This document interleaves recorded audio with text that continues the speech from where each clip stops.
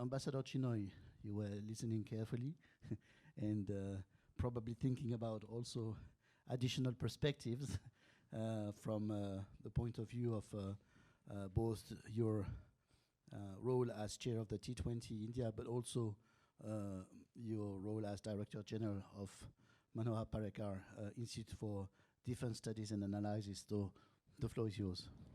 Thank you very much. So firstly, on the issue of this being an era of polycrises and interconnectedness, and I think that's a statement of a fact. When we look at the geopolitical situation today, we find a world in flux. We also find a world that is increasingly fragmented, but not quite fractured yet. But the interconnectedness is essentially along 6 axes. The first is trade. The second is technology. The third is territorial disputes. The fourth is terrorism. The fifth is tenets, as in narratives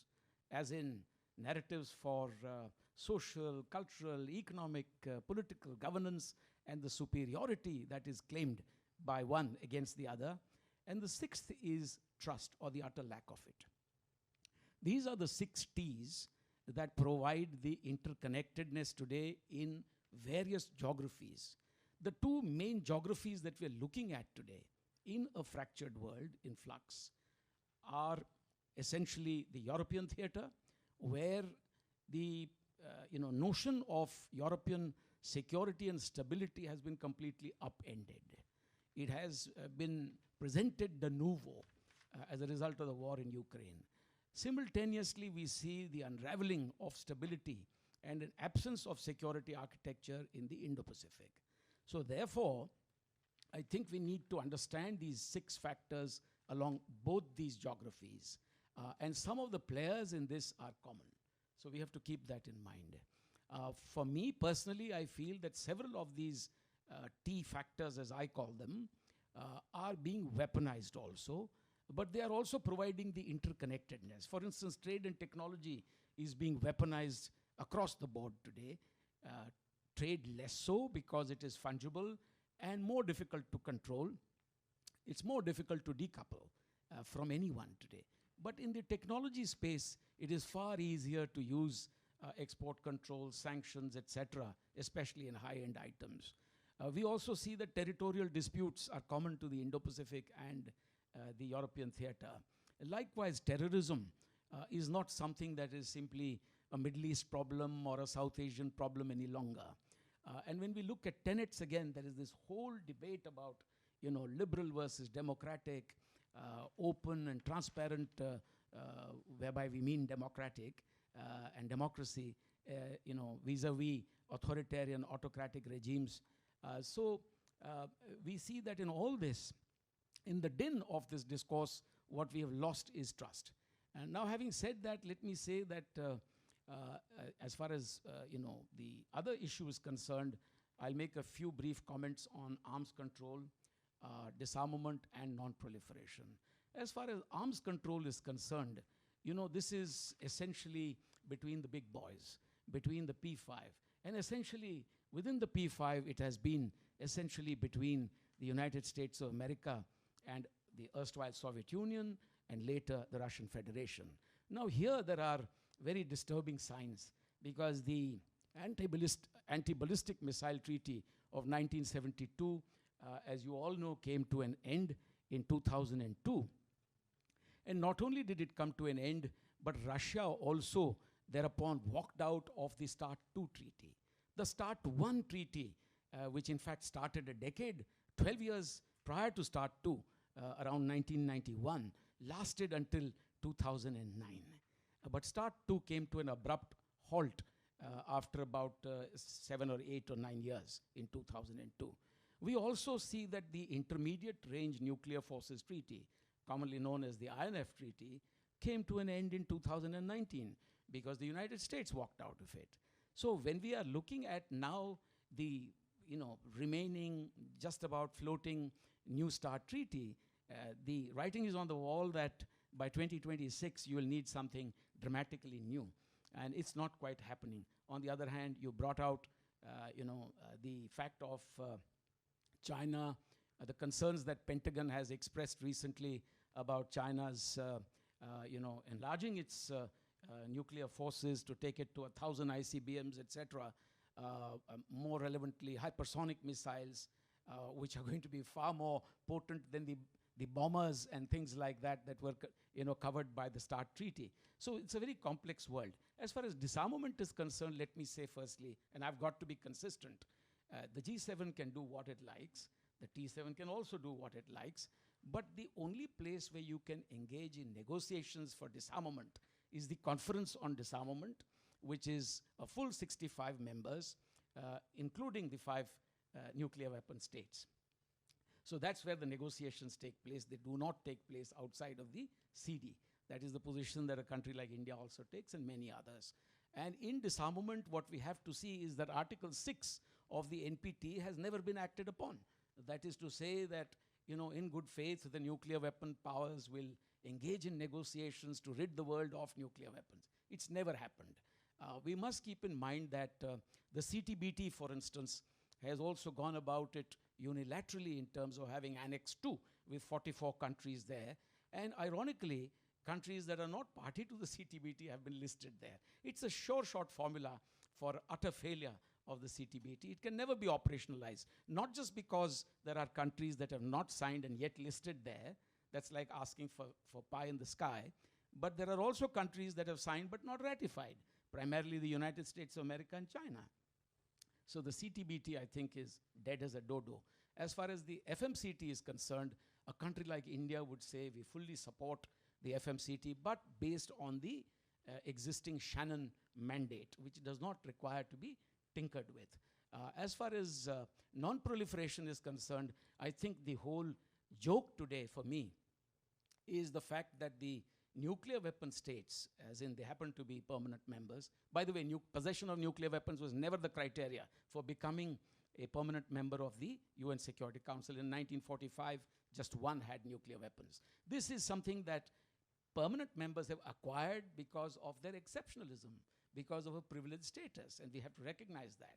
Now, as far as non-proliferation is concerned, the NWS states say, as recently as a year ago, in the beginning, I think 3rd of January 2022, that a nuclear war can never be won and must never be fought, etc.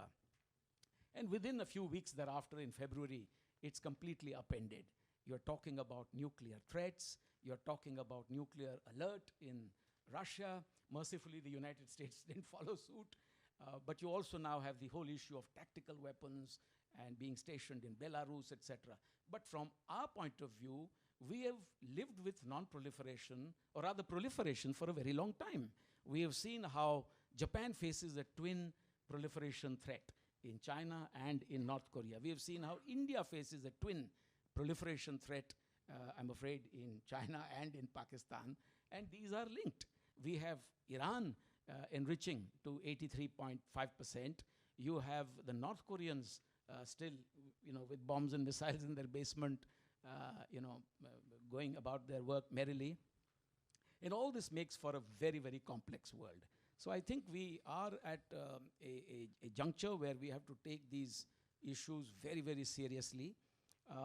But I do believe that the G7 will not be able to truly try and build consensus, because not everybody who has nuclear weapons is in the G7. The G7 is not the UN Security Council. And in terms of disarmament, the UN Security Council is not the Conference on Disarmament. So it's a very complex issue. But of course, it's a free and democratic world. I don't think there'll be any space for this in the G20.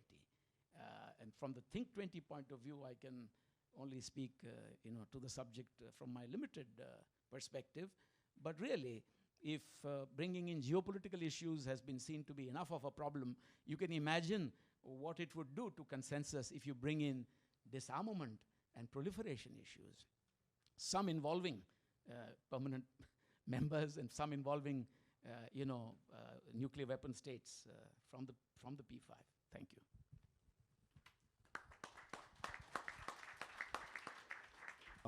So in the next 4.5 minutes, not to get to any kind of conclusion, but if there is any remark from the floor, if anyone wants to share a thought, but very briefly, and then whoever from the panel wants to share a word of conclusions is more than welcome.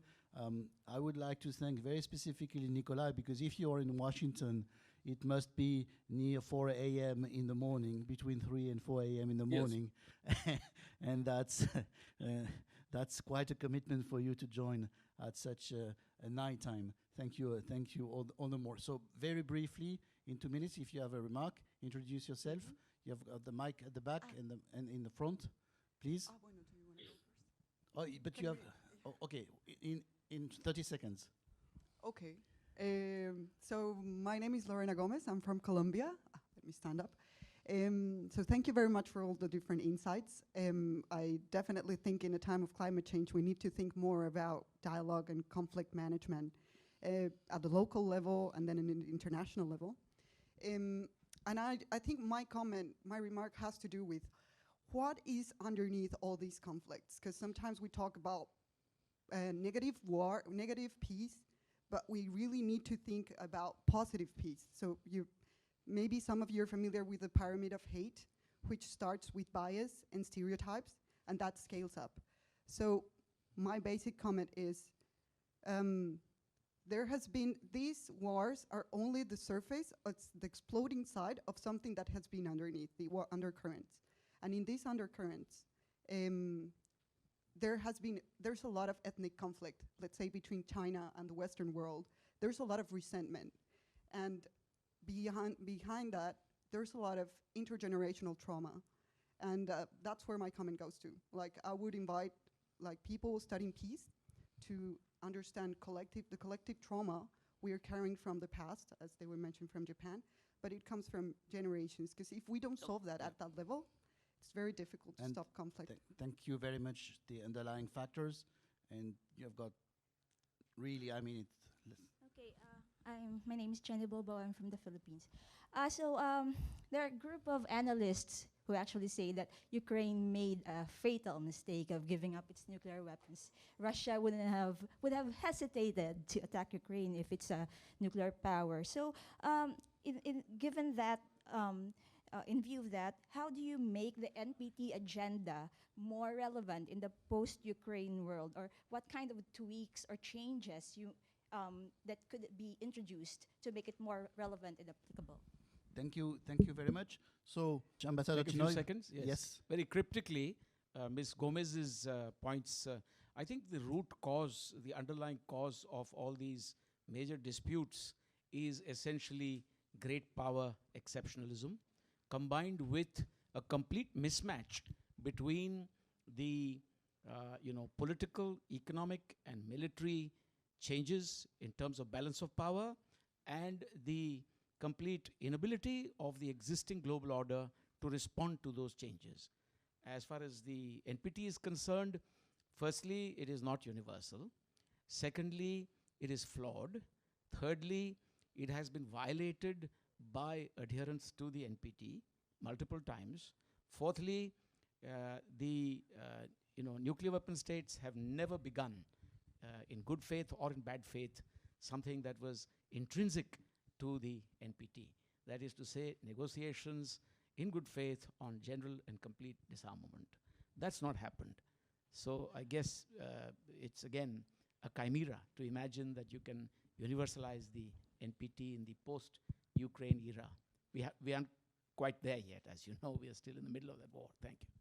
Thank you very much. So we have to wrap up, but Dr. Klat, is it okay? We can wrap it up with that. So thank you so much. Warm round of applause for the speakers this afternoon.